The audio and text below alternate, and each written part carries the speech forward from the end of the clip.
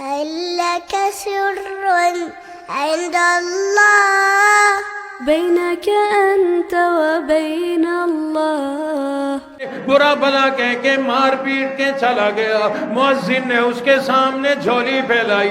اللہ کی شان ہے، یہ جو جا کر اپنے بسترے پہ سویا ہے دوبارہ اٹھنے کے قابل نہ رہا۔ جن ہاتھوں سے تھپڑ مارے ان ہاتھوں پہ فالج پڑ گیا، جن پیروں سے ٹانگیں ماری لاتیں ماری ان پیروں پہ فالج پڑ گیا، پاؤں نہیں اٹھا سکتا، ہاتھ نہیں اٹھا سکتا، اپنے جسم کو حرکت نہیں دے سکتا۔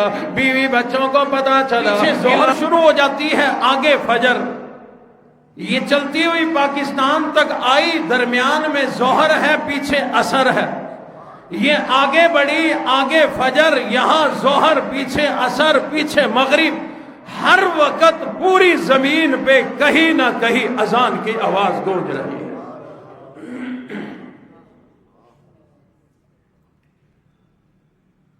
اور یہ بڑی رحمتوں والی آواز ہے، اذان کی جو آواز ہے یہ بڑی رحمتوں والی آواز ہے۔ عاملین حضرات، جن کو ہم پیر کہہ دیتے ہیں، جن کو عملیات کرنے والا کہتے ہیں، وہ کہتے ہیں کہ کسی پہ جنات ہو، شیاطین کا حملہ ہو، اس کے کانوں میں اذان دو سب بھاگ جائے گا۔ مسجد میں جب اذان کی آواز آتی ہے تو ایک روایت میں ہے 40 میل تک شیطان دور بھاگ جاتا۔ حضرت ابو ہریرہ رضی اللہ تعالیٰ عنہ روایت کرتے ہیں، حضور علیہ السلام نے فرمایا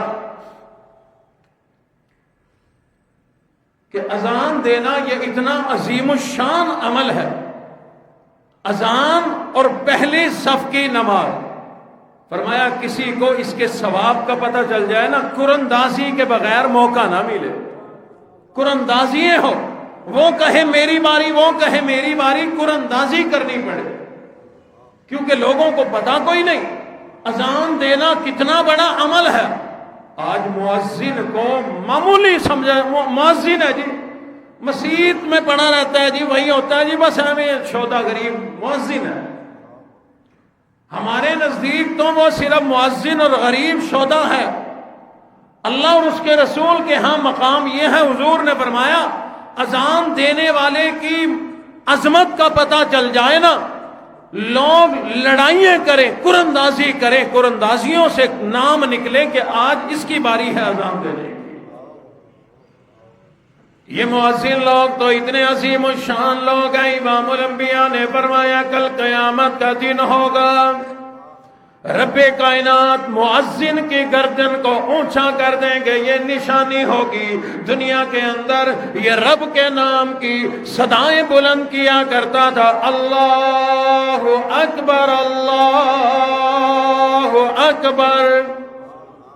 معمولی جملہ کوئی نہیں، معمولی کام کوئی نہیں، پھر نماز کے لیے جمع کرنا، اللہ کے گھر میں بلانے کے لیے جمع کرنا۔ اللہ فرماتے ہیں وَمَنْ أَحْسَنُ قَوْلًا مِّمَّنْ دَعَا إِلَى اللَّهِ، اس سے بہتر بلانے والا کون ہو سکتا ہے جو اللہ کی طرف بلائے، اللہ کے گھر کی طرف بلائے، اللہ کی بات کی طرف بلائے، اللہ کی عبادت کی طرف بلائے، اس سے بہتر بلانے والا اور کون ہو سکتا ہے؟ یعنی اللہ نے بھی گواہی دے دی یہ جو مؤذن ہے یہ بڑے بہترین لوگ ہیں، کل قیامت والے دن جب ان کو مرتبہ ملے گا، مقام ملے گا، یہ لوگ واضح نظر آئیں گے، اللہ گردنیں اونچی کر دیں گے، لوگ جان جائیں گے جنہیں آج یہ مرتبہ مل گیا یہ اللہ کے گھروں کے مؤذن لوگ ہیں۔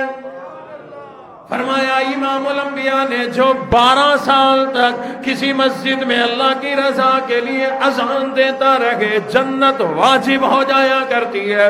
مؤذن جب اذان دیتا ہے جہاں تک اس کی آواز چلی جاتی ہے وہاں کی ہر خشک اور تر چیز اس کے لیے مغفرت کی دعائیں کیا کرتی ہے۔ ایک روایت میں ہے جہاں تک اس کی آواز جاتی ہے جتنی چیزوں کے اوپر سے گزرتی ہے یہ اذان کی آواز رب کائنات ہر ذرے کے بدلے اجر و ثواب عطا فرمایا کرتے ہیں۔ امام الانبیاء نے فرمایا اذان دینے والے کو ایک اذان کے بدلے 60 نیکیاں، ایک تکبیر کے بدلے 30 نیکیاں ملا کرتی ہیں۔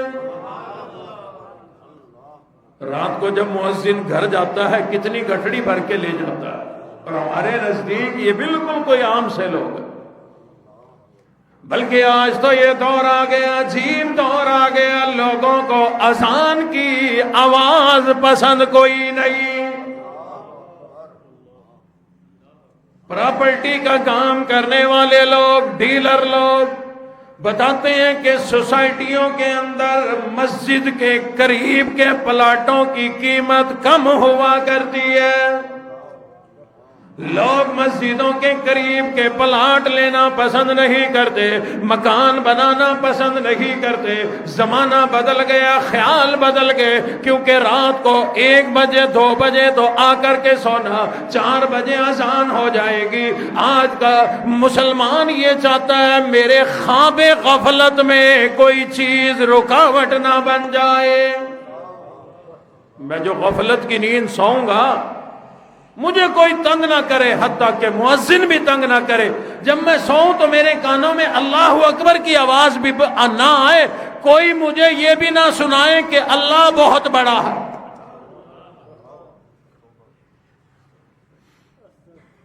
کہتے کوئی افسر تھا، مسجد کے قریب گھر تھا،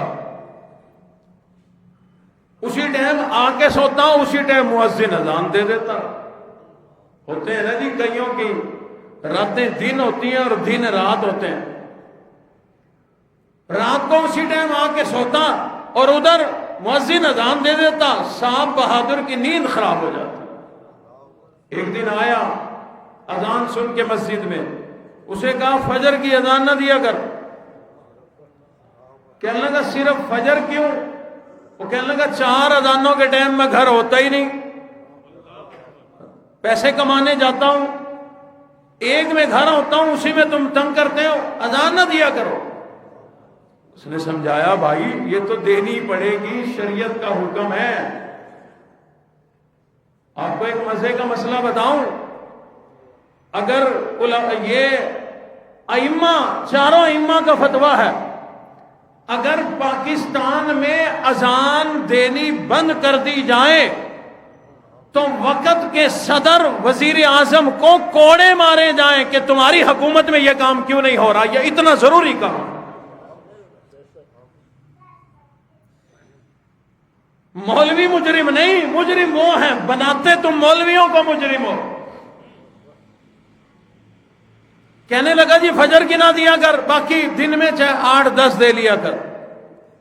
اس نے سمجھایا کہ بھائی دینی پڑے گی، شریعت کا حکم ہے، اللہ رسول کا حکم ہے، نماز ہونی ہے۔ کہتے پھر بغیر سپیکر کے ادھر منہ کر کے دیا کر، میری طرف آواز نہیں آنی چاہیے۔ یہ سمجھاتا رہا، وہ چلا گیا۔ اگلے دن جب اس نے فجر کی اذان دی، اس کو غصہ آیا اور مؤذن کو تھپڑ مارے، مکے مارے، لاتیں ماری، گالیاں دی اور چلا گیا۔ خبردار آج کے بعد اذان دی۔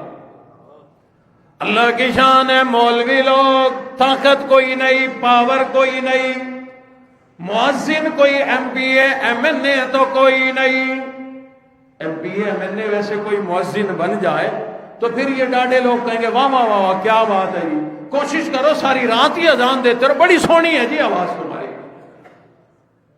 مسئلہ یہ ہے چودھری کوئی مؤذن بنتا نہیں، کیوں؟ حقیر سمجھ لیا اس کام کو۔ جو کام مولوی، کچھ مولوی کا بھی قصور ہے، ویسے مولوی نے بھی اپنے آپ کو بہت حقیر کر دیا، سستا کر دیا، اور قصور اصل میں ہمارے اسلاف اور اساتذہ کا بھی ہے۔ انہوں نے ہمیں شرافت سکھائی، ہمیں برداشت سکھائی، صبر سکھایا، ہمیں تقوی سکھایا کہ بس اللہ پہ نظر رکھو، لوگوں پہ نظر نہ رکھو، مال پہ نظر نہ رکھو، اللہ پوری کرے گا۔ اس لیے ہم وہ اس حال میں پڑے ہیں، ہم نے اپنی اذان اپنی امامت کا کبھی صحیح معنوں میں مول نہیں لگوایا. جنہوں نے مول لگوایا ہے نا، لگ سکتا ہے، ہم بھی چاہیں نا لگ سکتا ہے. پھر آپ زیادہ پریشان ہوں گے جب مول کی اذان اور مول کی نماز ملے گی. جاؤ عرب ممالک میں، جاؤ یورپین کنٹریز میں، پتہ چلے کہ امام کیا ہوتا ہے جہاں امام ملتا نہیں. اللہ نے یہاں سستا کر دیا نا، اس لیے قدر کوئی نہیں. بہرحال اس نے مؤذن کو تھپڑ مارے، گھونسے مارے، لاتیں ماری، گالیاں دی. غریب کمزور مؤذن خاموش ہو گیا، برداشت کر گیا. اس کو تو جواب نہ دیا، اس سے کوئی لڑائی جھگڑا نہ کیا، کسی اور سے شکایت تو نہ لگائی. اس رب کے سامنے جھولی پھیلا دی، مولا میں تو آپ کے گھر کا مؤذن ہوں، آپ کا نام بلند کیا کرتا ہوں، آپ کے نام کی صدا لگانے کی بدولت آج لاتیں پڑی، گالیاں ملی، تھپڑ پڑ گئے. رب کائنات کیسے برداشت کرے؟ یہ گالیاں دے کے، برا بلا کہہ کے، مار پیٹ کے چلا گیا. مؤذن نے اس کے سامنے جھولی پھیلائی. اللہ کی شان ہے، یہ جو جا کر اپنے بسترے پہ سویا ہے دوبارہ اٹھنے کے قابل نہ رہا. جن ہاتھوں سے تھپڑ مارے ان ہاتھوں پہ فالج پڑ گیا، جن پیروں سے ٹانگیں ماری، لاتیں ماری، ان پیروں پہ فالج پڑ گیا. پاؤں نہیں اٹھا سکتا، ہاتھ نہیں اٹھا سکتا، اپنے جسم کو حرکت نہیں دے سکتا. بیوی بچوں کو پتا چلا، علاج معالجہ کراتے رہے. بالآخر کیونکہ زبان کا بڑا کڑوا تھا، لوگ کہتے ہیں کہ دلوں بہو چنگا ہے بس زبان دا کوڑا ہے. یہی زبان تو بربادی کا گھر ہے، یہی تو تباہی کرا دیا کرتی ہے. حضور علیہ الصلوۃ والسلام نے ارشاد فرمایا، اس زبان کی گارنٹی تم دے دو، جنت کی گارنٹی میں تمہیں دیتا ہوں. کچھ لوگوں نے اپنی زبان کیونکہ کھلی رکھنی ہے اس لیے حدیث بھی اپنی طرف سے گھڑ لیتے ہیں. اور جی بندہ میں دل کا اچھا ہوں بس زبان کا کڑوا ہوں. یہ زبان بربادی کا گھر ہے.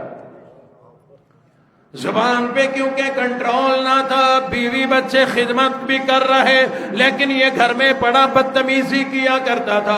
تنگ آتی بیوی بھی چھوڑ کے چلی گئی، بچے بھی ایک ایک چھوڑ کے چلے گئے. بالآخر اس کا بھائی لے گیا، کہنے لگا کتنے نکمی اولاد نکلی، میرے بھائی کو سنبھالا نہیں. کچھ عرصہ بھائی نے رکھا، اس کو بھی گالیاں دیا کرتا تھا، وہ بھی تنگ آ گیا. بالآخر وہ ایک دن تنگ آیا، کسی سڑک کے کنارے رکھ کے چلا گیا. لوگ آتے جاتے کوئی کھانا دے دیتے. ایک دن کسی نے کھانا دے دیا، یہ کہنے لگا مجھے کھلا بھی دے، میں کھا نہیں سکتا. اس نے کہا تیرے باپ کا نوکر ہوں، کھانا دے دیا، پاؤں مارا، کھا سکتا ہے کھا لے ورنہ دنیا سے چلا جا. آج بھی ہیں کئی لوگ جنہیں اذان پسند کوئی نہیں. شاید آپ نے سنا ہو، میں نے بھی سنایا تھا کوئی سال پہلے واقعہ ایک پیش آیا تھا. بڑی سوسائٹیوں کے لوگ جو ہوتے ہیں نا جی، بڑے لوگ، بڑی سوچ، مسجد میں پیغام بھیجا کہ اذان سپیکر میں نہ دو، میری کتیاں تنگ ہوتی ہے. کتیا پال رکھی تھی، میری کتیاں تنگ ہوتی ہے، اذان نہ دیا کرو. اللہ رب العزت نے اسی کو کتیا بنا دیا. اتنا بڑا عمل جس سے سننے والوں کی بھی نیکییں اللہ عطا فرماتے ہیں، گناہ جھڑتے ہیں. اذان دینے والے کی بھی. اللہ اکبر. حضور علیہ السلام نے فرمایا کل قیامت کا دن ہوگا، پل صراط پہ جانے کے لیے ہم تیار کھڑے ہوں گے. توجہ سے سنیے گا، بڑی میٹھی حدیث شریف یاد آئی ہے، بڑی پیاری. لوگ پل صراط پہ یہاں کھڑے ہوں گے، اب چڑھنا چڑھائی. اللہ فرمائیں گے لوگوں کوئی سواری لے لو. ہمارا رب کتنا مہربان ہے. حالانکہ حضور نے فرمایا، اللہ کا فیصلہ سنایا کہ یہ دنیا جو ہے یہ آخرت کی کھیتی ہے، جو یہاں بو گے وہی کاٹو گے، بس وہاں تو نامہ اعمال تو لیں گے، حساب ہوگا. لیکن اللہ وہاں بھی رہنمائی فرمائیں گے. اللہ فرمائیں گے لوگوں پل صراط پہ چڑھنے کے لیے کوئی سواری لے لو. اب ذرا غور سے سنیے گا. لوگ حیران ہو کر سوال کریں گے مولا یہاں سواری کہاں سے آ گئی؟ اللہ فرمائیں گے وہ جو مسجد تھی جس میں تم نمازیں پڑھا کرتے تھے، اذانیں دیا کرتے تھے، تلاوت کیا کرتے تھے، ذکر اذکار کیا کرتے تھے، میں اللہ کو یاد کیا کرتے تھے، میں اللہ کو پکارا کرتے تھے، میں اللہ کو آنسو بہا بہا کے یاد بھی کرتے تھے، راضی بھی کیا کرتے تھے، وہ مسجد آج تمہاری سواری بنے گی، وہ لے لو.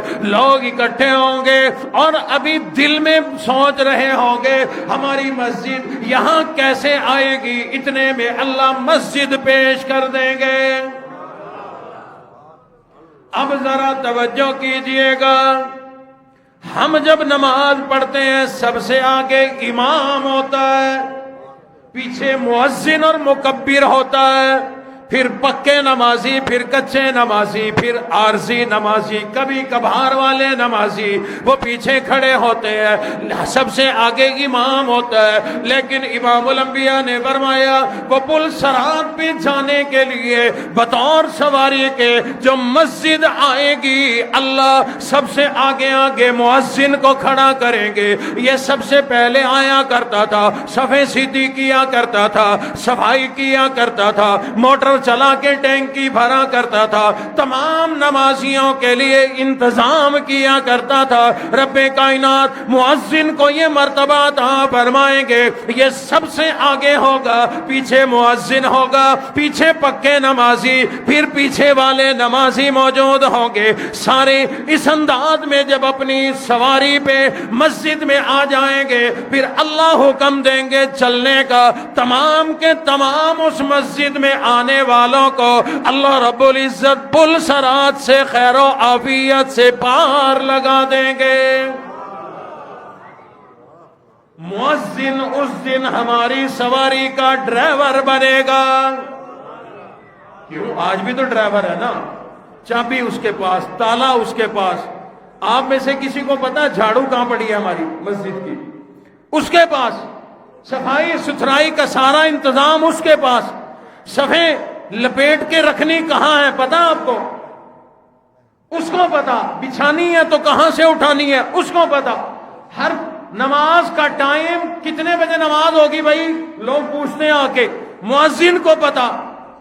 امام کتنے بجے آئے گا مؤذن کو پتا. کب اٹھ کے چلا جائے گا مؤذن کو پتا. کون کون آتا ہے مؤذن کو پتا. پکے کچے کون ہے ہر چیز. جب آج ڈرائیور وہ ہے قیامت والے دن بھی اس مسجد کا ڈرائیور اللہ مؤذن کو بنائیں گے. ہم کہتے ہیں جی کوئی فارغ آدمی تلاش کرو ویلا. جب ویلا تلاش کر کے لاتے ہیں نا پھر وہ اذان دے رہا ہوتا ہے اور بڑھاپے میں سیدھی کیسے کرائیں اس کی اذان. اگر ہمارا رانگڑ ہو، رانگڑ بھائی ہمارا نگانے تو آیا ہو تو وہ دے گا اشہد ان، اش نہیں، شین نکلتی نہیں، وہ اشہد ان. اور باقی جتنے بھی اکثر مؤذن ہیں جنہوں نے قرآن نہیں پڑھا ہوا یا سیدھا نہیں ہے، ایک غلطی تو سب لیے پھر رہے نا بڑی کوشش کے باوجود، جوان بھی بوڑھے بھی. اشہد ان محمد رسول اللہ. اچھی آواز تھی نا جی ماشاء اللہ. بس آواز بڑی اچھی ہے جی مؤذن کی. او بھائی معنی غلط کر رہا ہے، ثواب کی بجائے جنت کی بجائے کہیں اور جا رہا ہے. اگر سکھاؤ. قاری صاحب 6 سال ہو گئے کسی نے اعتراض نہیں کیا. میں نے کہا بھائی باقی سارے مفتی ہیں اس لیے اعتراض نہیں کیا اور تجھ سے ڈرتے بھی ہیں. کیوں؟ ڈرائیور جو تو ہے، چابی تیرے پاس.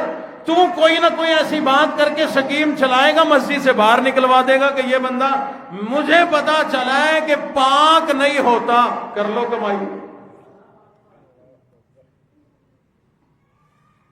تو بھائی مؤذنین جو ہیں یہ اتنی بڑی فضیلت حاصل کرنی ہے اپنے تلفظ بھی ٹھیک کر.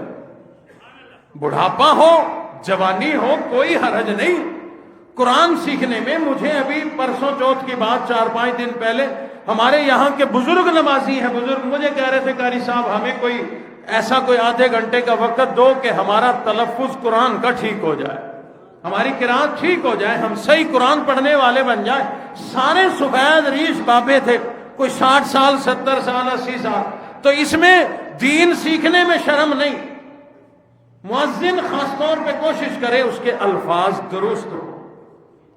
اکثر اپنے امام کو, اپنے جو بھی جیسے ہمارا مدرسہ بھی ہے, قاری صاحب کو سناتا رہے, الفاظ اپنے ٹھیک کراتا رہے. انشاءاللہ پھر اللہ رب العزت قیامت کی صبح وہ مقام و مرتبہ عطا فرمائیں گے ہمارے جیسے دیکھتے رہ جائیں گے. کہیں کہیں کوشش کریں بھی کوئی موٹا آدمی بھی دے اذان.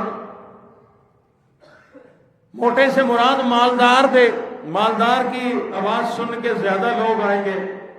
اس کے پیچھے جا کے اس کے بلانے پہ ہم جائیں, شاید کل کو مال تقسیم کرے ہمیں بھی مل جائے. تو ایسے لوگ آتے ہیں اور اچھی آواز کے ساتھ بھی اذان دینی چاہیے. بہرحال پہلی ہجری کے اندر حضور علیہ السلام نے مواخات کا جو ہے بھائی چارہ صحابہ کرام میں قائم کیا. اذان پہلی ہجری کے اندر شریعت کے اندر جو ہے اللہ رب العزت نے ہمیں عطا فرمائی, آج تک الحمدللہ ہمارے پاس موجود ہے اور رہتی دنیا تک اذان دی جاتی رہے. پہلی ہجری کے اندر ہی اما عائشہ صدیقہ رضی اللہ تعالیٰ عنہا کا رخصتی ہو گئی.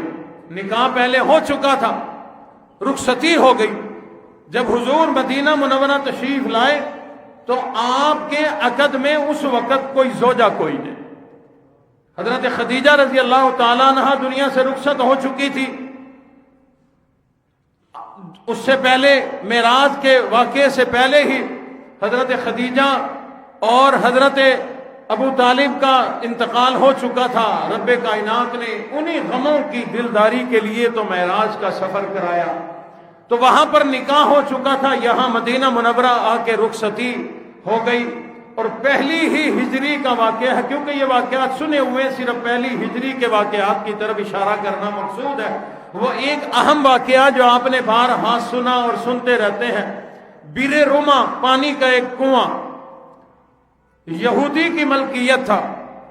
صحابہ کرام نے حضور کی خدمت میں عرض کیا آقا ایک ہی مدینے میں میٹھے پانی کا کنواں ہے, یہودی کی ملکیت ہے, مہنگے دام پانی بیچتا ہے, ہم غریب لوگ کہاں جائیں. حضور علیہ الصلوۃ والسلام نے صحابہ میں اعلان فرما دیا, کون ہے جو وہ کنواں خرید کر مسلمانوں کے لیے وقف کر دے, اس کے لیے میں جنت کا وعدہ کرتا ہوں, جنت کے میٹھے پانی کا وعدہ کرتا ہوں. اللہ اکبر. ایک دیوانہ پروانہ ایسا ہے جس نے تقریباً 21-22 مرتبہ امام الانبیاء سے جنت کی خوشخبری لی ہے. وہ دیوانہ کھڑا ہو گیا, نام ہے عثمان غنی رضی اللہ تعالیٰ عنہ. اس یہودی کے پاس چلا گیا, کہنے لگے لگاؤ کیا دام لگاتے ہو, میں کنواں خریدنا چاہتا ہوں. کہنے لگا جی یہ تو میری کمائی کا دھندا ہے, کیوں مجھے برباد کرنے آئے ہو. کہا قیمت لگاؤ, جو قیمت قربان جا. اور صحابہ بھی ہیں, لیکن جب یہ خوشخبری حضور کی طرف سے ہوتی تھی, حضرت ابو بکر صدیق اور عثمان غنی رضی اللہ تعالی, انہوں نے کبھی جا کر بھاؤ تاؤ نہیں کیا. بلال حبشی کو خریدا, ابو فقیحہ کو خریدا, حضرت خباب کو خریدا, سیدہ نادیہ کو خریدا. یہ نہیں کہا کہ بھاؤ تاؤ کر لو, کم کر لو, یہی جملہ تھا, بولو کیا قیمت ہے, جو قیمت لگاؤ گے ہم ادا کریں گے. تو فرمایا کہ بتاؤ مانگو کیا مانگتے ہو. کہنے لگا میں کچھ نہیں مانگتا, میری کمائی کا ذریعہ. بڑا سمجھایا, نہ مانا. حضرت عثمان غنی کو اللہ نے بڑی فہم و فراست عطا فرمائی. کہنے لگے یار ایسے کر لے, آدھا بیچ دے, کنواں پھر بھی تیرے پاس رہے گا، آدھا بیچ دے پیسے مل جائیں گے، اور آدھے کی جو قیمت لگانا چاہتا ہے لگا لے۔ اللہ ایسی حکمت اختیار کی، وہ یہودی کا ٹنٹا ہی اٹھا دیا، وہ لالچ میں آ گیا، قیمت بھی مل جائے گی، کنواں بھی میرے پاس رہے گا۔ کہنے لگا آدھا کیسے؟ کہنے لگا ایک دن تم پانی بیچنا، ایک دن میں بیچوں گا، میرے غریب کا بھی بھلا ہو جائے گا، تمہارا تو بھلا ہے ہی ہے، قیمت بھی ملے گی۔ کہنے لگا ٹھیک ہے، سودا ہو گیا، قیمت لے لی۔ ایک دن یہودی کی باری پانی بیچنے کی، ایک دن حضرت عثمان کی۔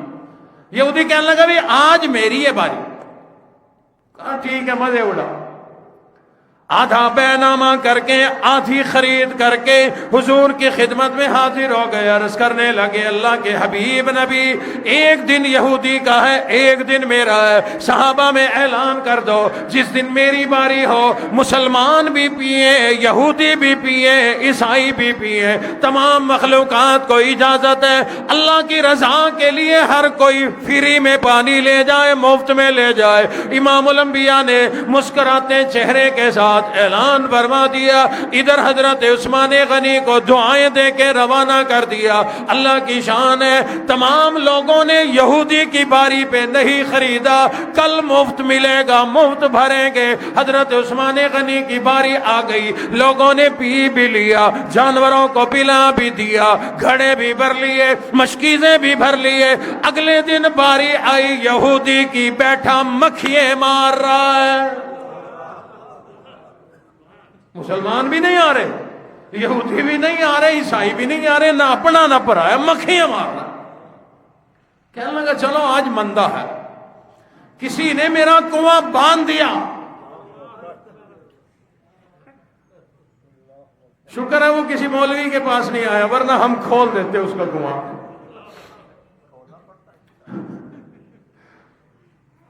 کہنے لگا چلو دیکھتے ہیں۔ اگلے دن حضرت عثمان غنی کی باری، سب بھر رہے ہیں، پی رہے ہیں۔ اگلے دن یہودی کی باری، اس دن مکھیاں بھی نہیں بچی مارنے کو، مچھر مار رہا۔ تیسری جب باری آئی، سر پکڑ کے بیٹھا، اب سمجھ میں آئی کہ عثمان غنی میرے ساتھ کیا کر گئے۔ مسلمان کا جب ہاتھ لگتا ہے نا پھر ایسا ہی لگتا ہے۔ بلایا، اے عثمان اب اس کا میں کیا کروں، آدھے کا لے، آدھا بھی لے جا۔ فرمایا اس دن قیمت تو نے لگائی تھی، قیمت تو ساری لے چکا ہے، آج میں قیمت لگاؤں گا، بیچنا بیچ، نہیں بیچنا رکھ لے۔ تھوڑی سی قیمت دی، اس کو روانہ کیا، چل۔ حضور علیہ الصلوۃ والسلام کی خدمت میں حاضر ہو گئے، عرض کرنے لگے اے اللہ کے حبیب نبی، لیجئے پورا کنواں رب کائنات نے عطا فرما دیا۔ اب پہلا دن بھی ہمارا، دوسرا بھی ہمارا، دن بھی ہمارا، رات بھی ہمارا۔ امام الانبیاء نے دستے مبارک اٹھائے، حضرت عثمان غنی کے لیے دعائیں دے دی۔ حضور علیہ الصلوۃ والسلام سے عرض کرنے لگے اے اللہ کے حبیب نبی، خوشخبری تو سنا دیجئے جس کے لیے میں نے یہ ساری محنت کی ہے۔ امام الانبیاء نے فرمایا جا عثمان، رب کائنات نے تجھے جنت میں گھر عطا فرما دیا، رب نے تجھ پہ جنت واجب فرما دی۔ یہ واقعہ بھی پہلی صدی ہجری کا ہے، پہلی ہجری کے اندر، پہلے سال کے اندر یہ واقعہ بھی پیش آ گیا۔ رب کائنات نے اور لوگوں امام الانبیاء کے مدینہ کو مدینہ منورہ بنا کر ایسے قیمتی ہیرے صحابہ کرام کی صورت میں پیدا فرمائے، جنہوں نے دین اسلام کو بڑی محنت مشقت کے ساتھ اپنی قربانی دے کر، جان مال قربان کر کے، اولاد خاندان گھر بار قربان کر کے اس دین کو، ایمان کو، قرآن کو، رسول اللہ کے پیغام کو تمام کونوں کے اندر، تمام سرزمین پر پہنچا دیا۔ وہ آفتاب نبوت جو مکہ مکرمہ سے مدینہ منورہ منتقل ہوا، اللہ نے صحابہ کے ذریعے اس آفتاب نبوت کی روشنی اور کرنیں تمام عالم کے اندر پہنچا دی۔ ہم تک بھی وہ روشنی پہنچ گئی، ایمان مل گیا، اسلام مل گیا، قرآن مل گیا، دین کا پیغام مل گیا، یہ مسجدیں مل گئی جو قیامت والے دن ہمارے کام آئیں گی، اور آج بھی گناہوں کی صفائی کے لیے ہمیں یہ مسجد کام دے رہی ہے۔ اللہ ہمیں قدردانی کرنے کی توفیق عطا فرمائے۔ وآخر دعوانا ان الحمد للہ رب العالمین۔ اللہم